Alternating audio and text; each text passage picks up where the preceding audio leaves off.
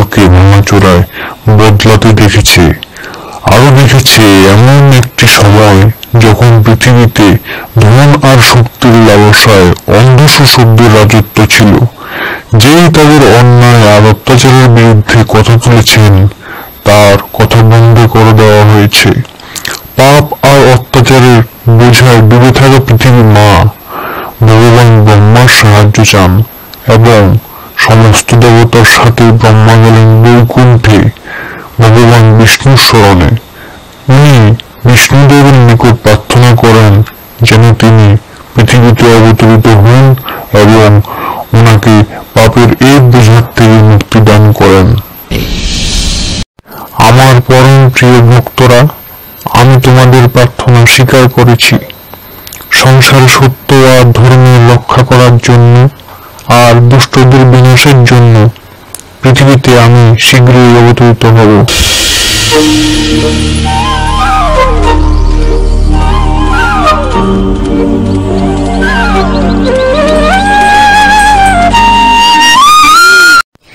তোমার বাঁশির সুর শুনে এই সমস্ত প্রাণী এখানে আকর্ষিত হয়েছে কৃষ্ণ।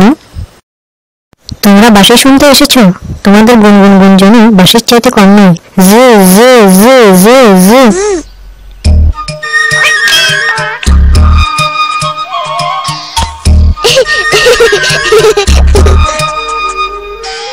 তুমি জানো আমি গরুদের ভাষা বলতে পারি। আমিও তাদের সাথে কথা বলতে পারি।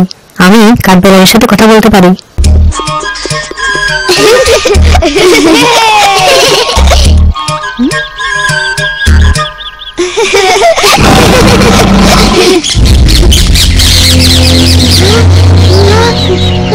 তুমি এটা শুনেছ কৃষ্ণ? হ্যাঁ, মনে হয় কোনো বাঘের শব্দ।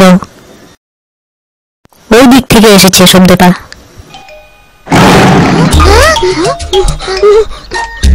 না, মনে হয় ওই দিক থেকে এসেছে।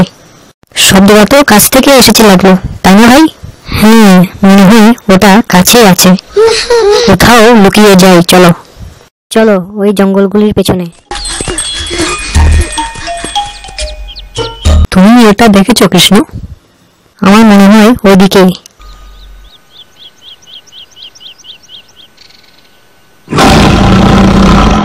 আচ্ছা, ওটা কৃষ্ণ তাহলে।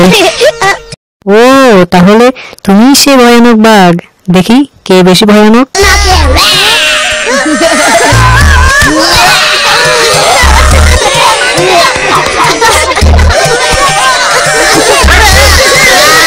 বন্ধ করো। আচ্ছা বাবা, তুমি জিতেছো।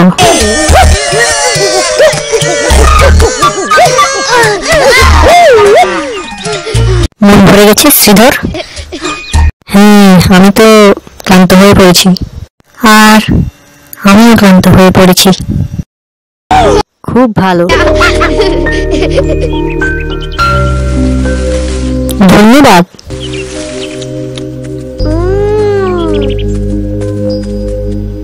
তুমি এই কুস্তির অভ্যাসে ক্লান্ত হয়ে গেছো কৃষ্ণ।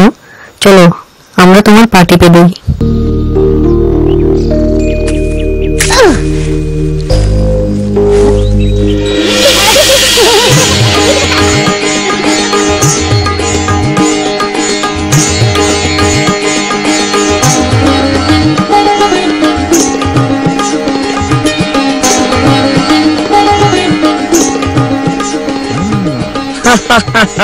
খুব সুন্দর, খুবই সুন্দর। এই অপ্সরারা তো দিব্য তিতলির মতো নৃত্য করে। বাস্তবই এই অপ্সরাদের নৃত্য তো দিব্যই দেবরাজ। কিন্তু এই দিব্য সমরসের পানই সবকিছু দিব্য বানিয়ে দেয়।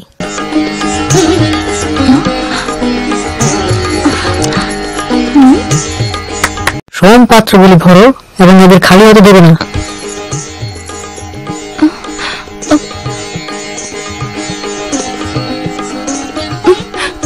ক্ষমা করুন দেবরাজ, আমাদের পাত্র খালি হয়ে গেছে। তাহলে আরো পাত্র আনো গিয়ে। সবগুলি খালি হয়ে গেছে। কি? আপনি আমার জন্য সমরস অবশ্যই আনবেন, আনবেন না পতিদেব? কিন্তু এটা বিশেষ সমরস, যা তাল ফল থেকে তৈরি হয়। আমার মতে আপনাকে অন্য কোনো ফলের রস পান করে তৃষ্ণা মেটানো উচিত।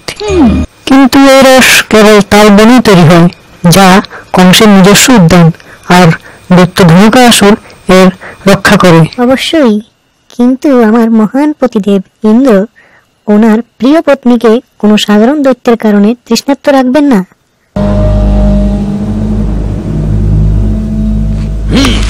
অবশ্যই না। আমি স্বয়ং তাল বনে গিয়ে এত সংঘর্ষ আনবো যে এখানে ওটার জলাশয় হয়ে যায়।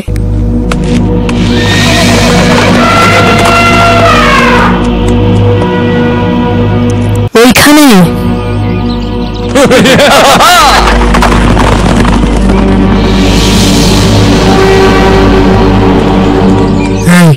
মহারাজ কংসের সেবক কিছুক্ষণের মধ্যে এখানে আসবে সংঘর্ষ শেষ করে নেওয়ার জন্য। আমাদের কাছে বেশি সময় নেই, তো আমি 2-4 ঢোক পান করি।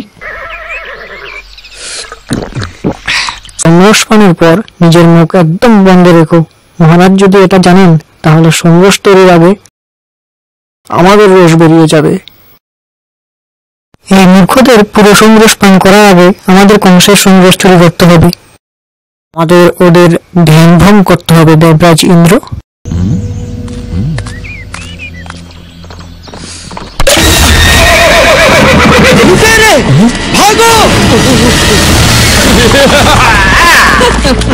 কংসের সংঘর্ষ চুরি করা তো আমার কল্পনার চাইতে অনেক সহজ ছিল।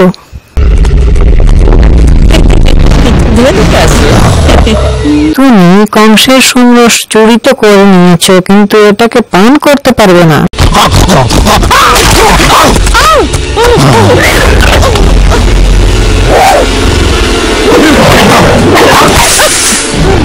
তোমাদের এই অস্ত্র-শস্ত্র আমার কাছে খেলনার মতো। যদি এমনই হয় ধনুকা, তো ইন্দ্রের বিজলি হজম করে দেখা।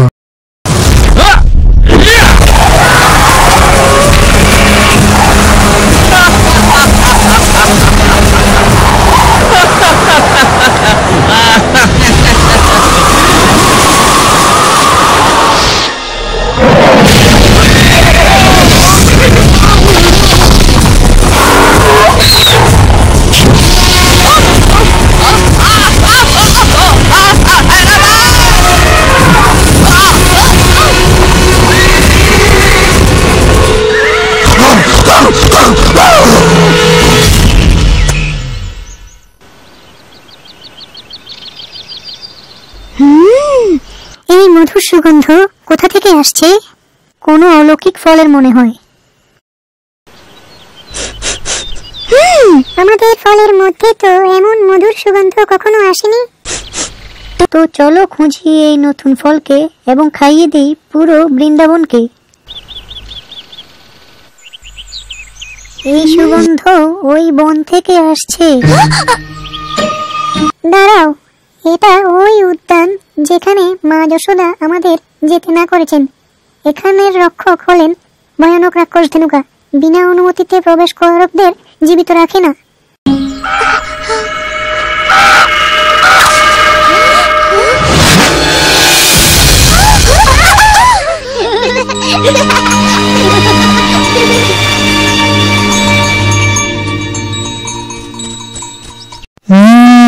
এই অদ্ভুত সুগন্ধ, এটার গন্ধ তো অনেক থেকেও মধুর। মধুর নাক সত্যই বলছে এই সুগন্ধ সত্যই মধুর। চলো দেখি এটা কোথা থেকে আসছে, আর একটু পেট পূজাও হয়ে যাবে। যদি আমরা চলে যাই তবে আমাদের গাইদের ধ্যান কে রাখবে? হ্যাঁ, আমাদের গাই কোথায় চলে গেল? চিন্তা করো না সুবলা, ওদেরকেও এই সুগন্ধ মোহিত করেছে। ওদের খোঁজার একটাই উপায়, মধুর নাক রাস্তা দেখাবে আর আমরা তার অনুসরণ করব। আর আমার পেটও এই শুভকার্যের জন্য তৈরি। কেউ আসছে, নিচে বসো। এরা তো কৃষ্ণ আর তার মিত্ররা তাল বনের দিকে যাচ্ছে।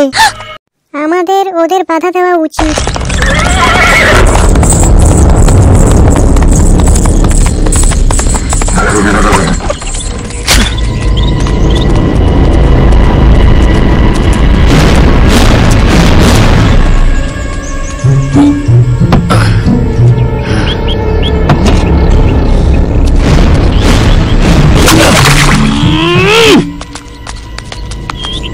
আরে মূর্খ, তুই মহারাজের অমূল্য সম্রস বরবাদ করে দিলি। মহারাজ কংসের তো ঠিক বলেছেন, আমাদের অমূল্য সম্রস বরবাদ করা উচিত নয়।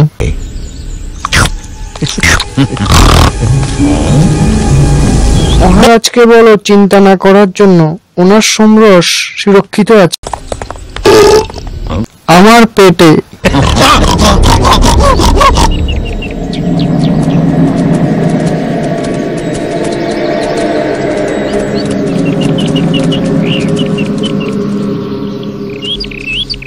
এই জায়গা কোনো মতে ঠিক লাগছে না, আমাদের ভেতরে যাওয়া উচিত হবে না।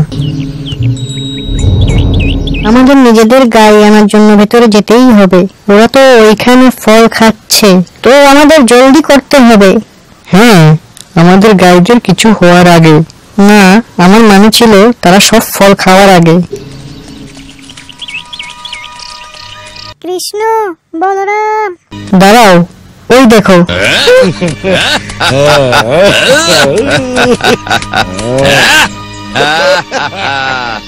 এটা তো ওইটাই ধনুকা। এর মানে এটা তো তালবন।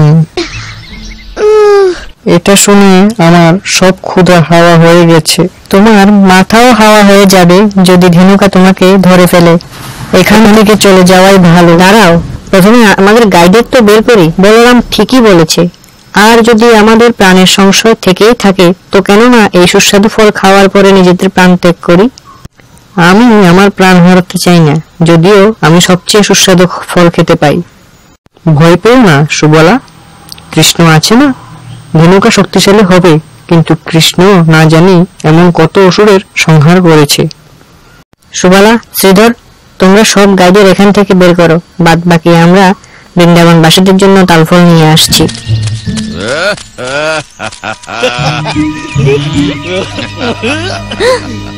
এরা তো কংসের ফল চুরি করতে যাচ্ছে।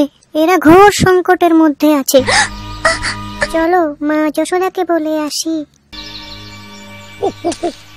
দাদি, তুমি ধনুকার প্রতি নজর রাখবে, ধ্যান রাখবে যাতে সে এদিকে আসতে না পারে।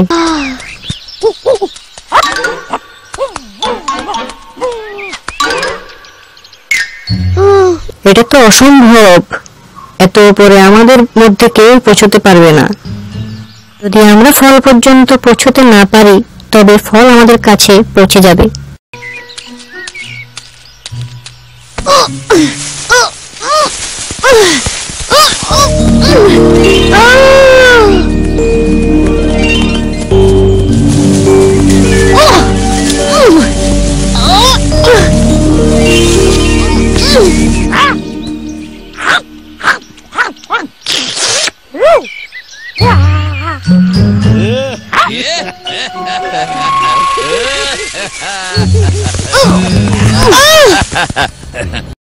মনে হয় তাল বৃক্ষের কাছে কেউ আছে। বাহ, এত পানের পর এখন ভোজনও এসে গেছে।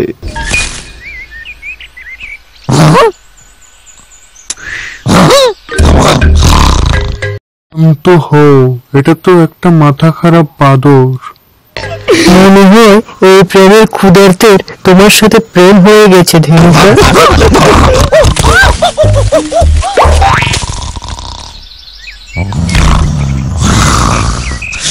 ওর কোথাকার, তুই কংসের ফল চুরি করার হিম্মত করেছিস। ধরো ওকে। দাদি কিছু বলতে চাইছে, মনে হয় ওর আরো ফল চাই।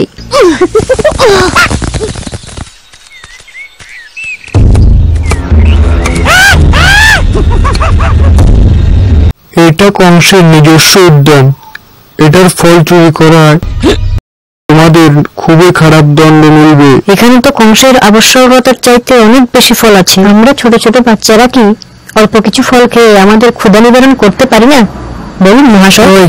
আমাদের সাথে কথা কাটাকাটি করছিস, এটার জন্য সাজা পাবি। কিন্তু কংসকে তার বৃক্ষের চারিদিকে দেওয়াল বানিয়ে এটাকে নিজের বলার? এটা বৃন্দাবনের মাটি, বুঝলে? এটার প্রতি সবার হক আছে। তাহলে তো তোমাকে কংসের মাটিরও ভাগ দিতে হবে। অধিকারের কথা বলে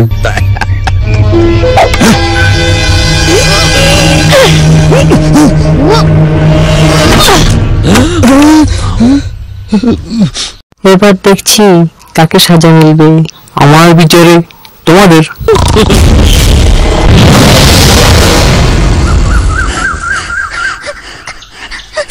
যশোদা মা, রাধা ললিতা, কি হয়েছে তোমাদের? সব গাইরা চলে গেছে তাল বনের দিকে। হ্যাঁ যশোদা মা, কৃষ্ণ আর বাকি ছেলেরাও তাদের পিছে চলে গেছে। আমরা ওইখানে ধেনুকাসুরকেও দেখেছি।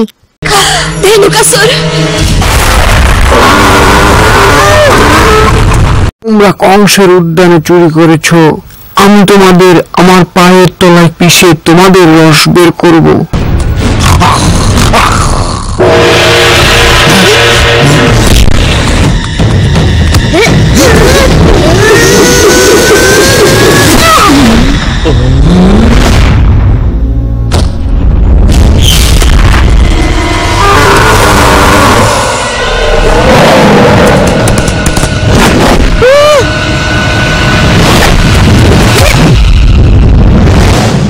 কৃষ্ণ ওকে ছাড়বে না, ওকে মেরে ফেলো, ওকে মেরে ফেলবে না, মেরে ফেলো ওকে।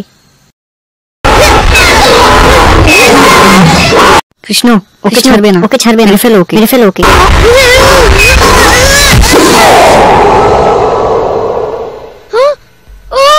ওই রাক্ষস কৃষ্ণকে মারছে, এখন কি হবে?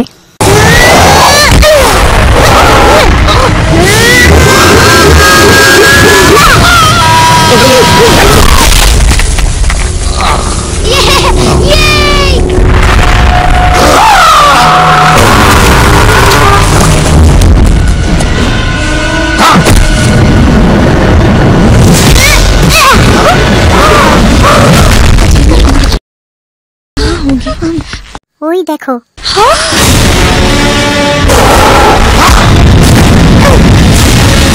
ওই দুষ্ট দানবকে আমার সোনার কিছু হয়ে না যায়। তোমাদের ওই প্রিয় মিত্র তোমাদের বাঁচাতে পারবে না। কৃষ্ণ সে আমাদের বাঁচাচ্ছিল না, তোমার সাথে খেলছিল। তাছাড়া আমার এত খেলার শখ নেই রাধাবাবু। এমন হলে আমি তোমাদের খেলাই শেষ করে দিই।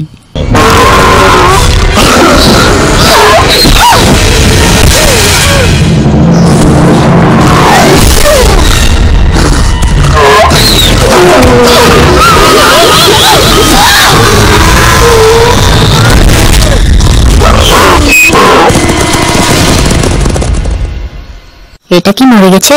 অবশ্যই মরে গেছে। বলরামের মতো যোদ্ধা পুরো বৃন্দাবনে কেউ নেই। মনে হচ্ছে যেন কিছুটা যুদ্ধ এখনো বাকি আছে আমার ভাই। তোমার ভাগ্য ভালো ছিল, তাই ধনুকা মারা গেছে। কিন্তু এখন হবে তোমাদের দুর্ভাগ্যের শুরু। জলদি চলো, ওইদিকে ভাগো।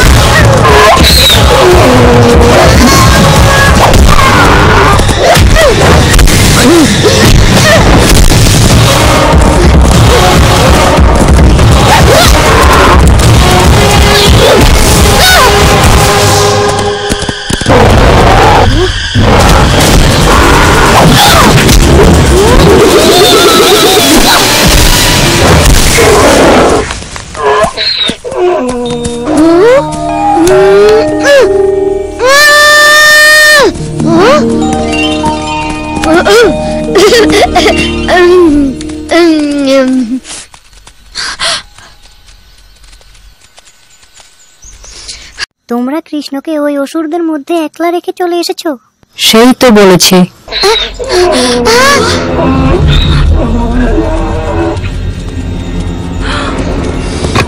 যদি ওদের তাল এত পছন্দ হয় তাহলে দিয়ে দিই। পিষে ফেলো ওদের তাল বৃক্ষের তলায়। কৃষ্ণ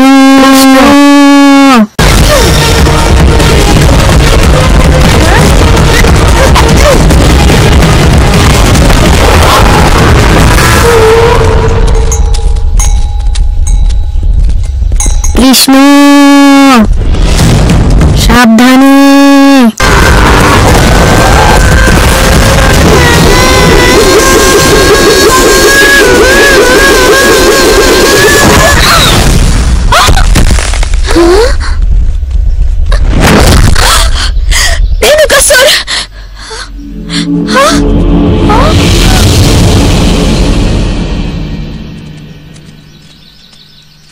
আমার কৃষ্ণ কোথায়? আমি এখানে মা।